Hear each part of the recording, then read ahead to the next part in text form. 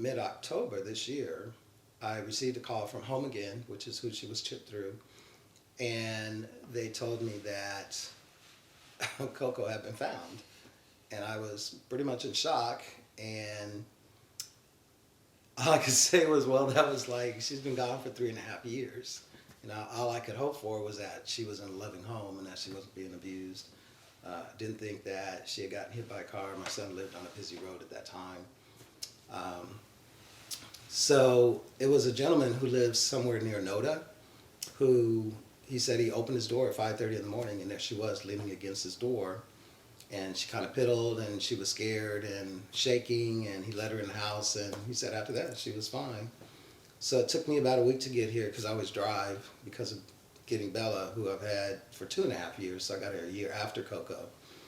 And met Coco the next day. I don't think she remembered me. She was all over the backyard. She's one who just sniffs everything when she's in a new place. And so Dennis took her back home that night because Bella didn't seem to jive with her very well that day or that particular evening. But Dennis had to travel for a week later that particular week. So I had him bring her back, and I was going to just try to keep them separated.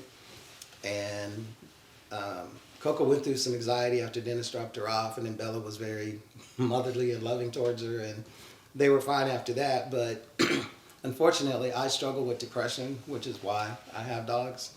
And having 2 dogs and the close relationship that I share with my dog, it was just a bit of a challenge to do that. So I actually ran into a vet when I was at the VA Medical Center last week who thought Bella was my therapy dog. And I said, no, she's just my dog. And he mentioned that he wanted a therapy dog. And so I told him about Coco, said I'm trying to find a loving home for her, and I thought that would be, somebody needing a therapy dog is definitely going to provide a loving home, which is my biggest concern. I wasn't interested in selling her. I didn't want money. She was seen by the vets, if you're familiar with them. They're mobile travel vets, so they came to the house and saw her.